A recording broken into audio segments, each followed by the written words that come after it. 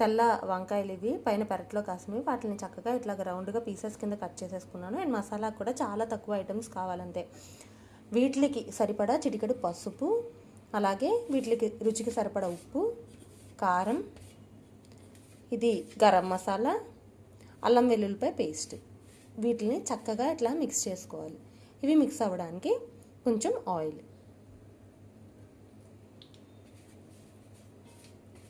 సరిపడా వాటర్ తీసుకుని వాటిని అట్లా మిక్స్ చేసేసి ఇప్పుడు ఇలాగా